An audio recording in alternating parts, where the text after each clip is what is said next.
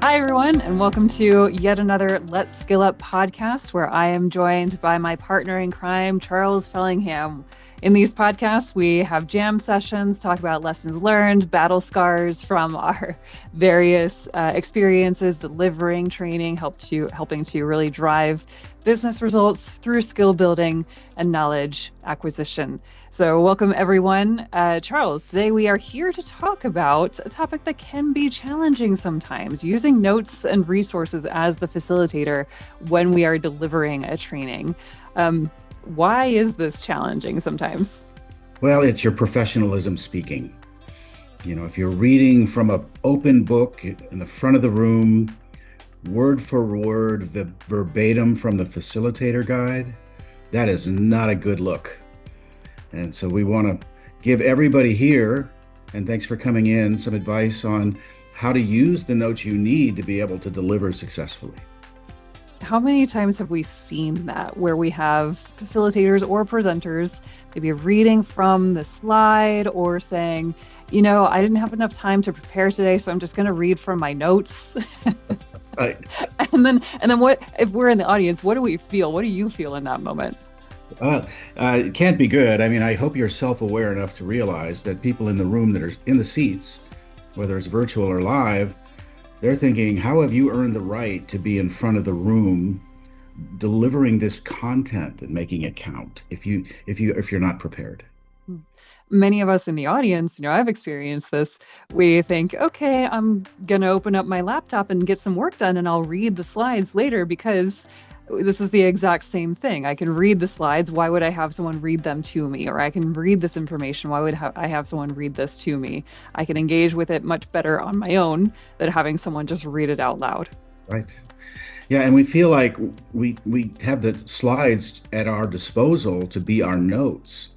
And in a way they are, but in a way they're just an invitation to be glib about the content, and it gives you the structure to work with. So reading the slides, not necessary. Speaking to it, absolutely.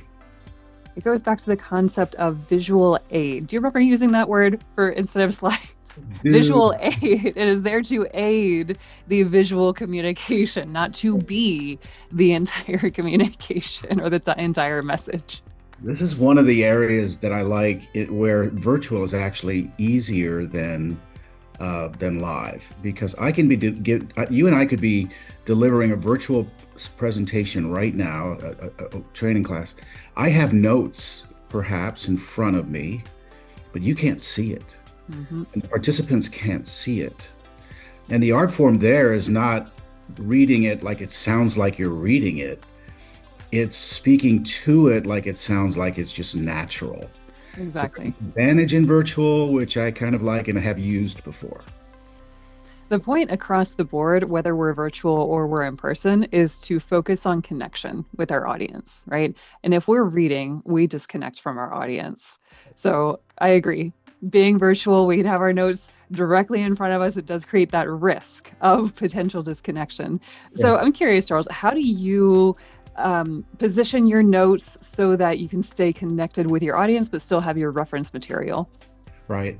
Yeah. The workshops that I do generally have a robust facilitator notes. It'll say this, do this. And the expectation is that if you really don't know what to say in your own words, it gives you the talk track. Well, I don't like to rely on that. I usually make copies of the slides in a handout with pictures of 3 slides and notes. And I make some notes of the things that I want to say in general. They're more like bullets.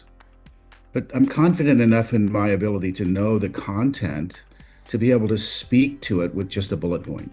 Mm-hmm. It's not reading from the slide. Exactly. I oftentimes in my prep, I will memorize the big rocks of the session flow, the main pieces that we're going to talk about, maybe some core questions that we need to facilitate dialogue around, and then leverage that as my anchor. And then 4 areas where I need to, get a little bit more inspiration, get a little bit more reference into where were we really going with this? Yeah. That's when I can, really reference my notes in the moment. This is both in person and virtually. might have when that happens, when I think, oh, what was coming next? What did I have planned next? I want to dig deeper here, but I don't know what to say. Oftentimes, I'll send people to the chat for a quick reflection or breakout rooms or in person talk to a partner. And then that gives me a moment to breathe and not have to read my notes in front of the entire group, but reflect on what is most important to come next and ask that pointed question. What do you do in that moment when you say, oh no, what's coming next? How can I dig deeper? It's interesting. I had a trainer once tell me the most beautiful piece of advice I ever heard for trainers. You only need to be 6 minutes ahead of the participants. So when you try and you're thinking, you're panicking, you're going, oh, got this segment coming up. No, you got this talk track coming up that you've got, or content coming up that's a short piece. Just be thinking about that. What's coming next, not about all the things that are coming next, because you can panic yourself into a pretty dicey situation. Right. Create a lot of anxiety for ourselves if we do that. Right. And again, I think it goes back to the connection to build the space for the participants to co-create, right? To really leverage that space to say, it's us working together to learn together. My role here is not to teach every single thing, but to facilitate learning, to facilitate skill building. And that happens by bringing the participants into the discussion. So the more that we can do that, the more space we have to also listen, be part of the conversation, and say, all right, and what's next? Let me take a quick glance at my notes. It's so true. And we've mentioned it before in an earlier podcast, I'm sure, that our role is really one of facilitating self-discovery. So if we're reading our notes or referring to our notes to talk about content ad infinitum, what we really should be doing is delivering a content piece and then ask questions. Because our talent is really in facilitating conversations, like you say, keeping that connection tight. Mm-hmm. So you don't really need a lot of notes to be naturally curious and ask the right questions to draw people out. Exactly. Especially today in the world of AI, when people have access to information like that, we're not competing on an information or a content level. We are competing on a learning and skill set building level. And that's where we can really differentiate ourselves. So that connection helps us to do that. The notes, again, can be a risk or an inhibitor to get in the way of that connection. So what are some other things that you have seen or you've done to be truly effective in building that connection while staying on track? Yeah, don't skip the prep. Hey, I've got facilitator notes. I'm just going to lean into those. No. You should know the facilitator notes and be very familiar with the structure of the content, what's coming next and why. And so don't skip the prep. If it's going to take 4 hours to prep for a session, if you got a 2-day session coming up, you're going to be on your feet a lot. 4 hours won't cut it. It should be, 4 hours probably for every half day that you're going to be facilitating at least. So put in the time so that, if the notes, you lose your page on the notes, you can still speak to the content. Exactly. I think back to some of my trainings, very lengthy trainings that I've delivered, and I spend days, every moment in the car, either mentally going through my notes. When I'm on runs, same thing, thinking about what are those core questions, who's my audience, how might they respond to the questions, then might what I say. But that practiced mental role play, we could leverage AI to do it too, to get ahead of what might they say, how could they react to this question, what's a better question that we could ask, so that we are truly prepared for those moments. Yeah. When you're live, keep the notes not in your hand, but in a place where you can walk to them, refer to them, be subtle.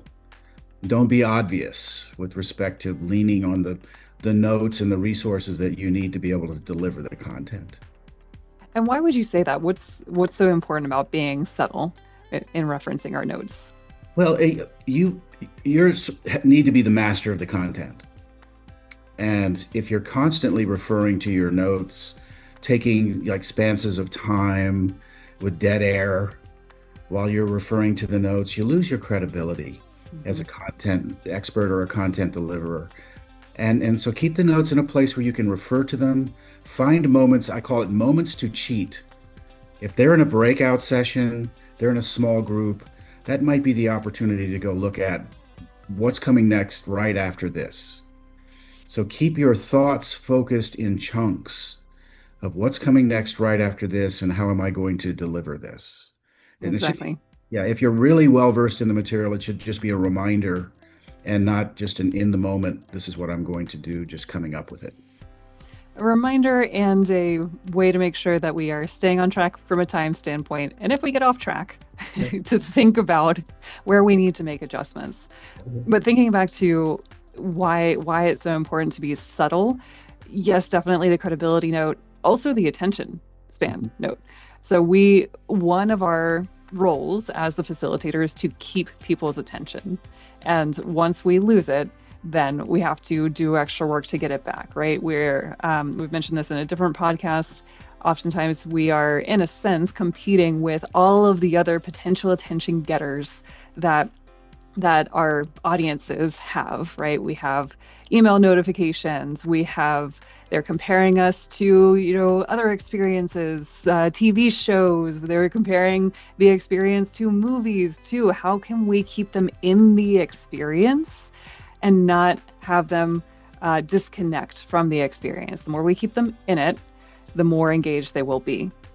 So good. Another way to keep them in it is oftentimes the workshops that are being delivered by professional trainers are well designed. And I'd say most times. And the well-designed ones have a participant's guide that accompanies the workshop. And so they're looking at the slides, and then we're referring to the participant guide for an activity or a piece of explanation of content.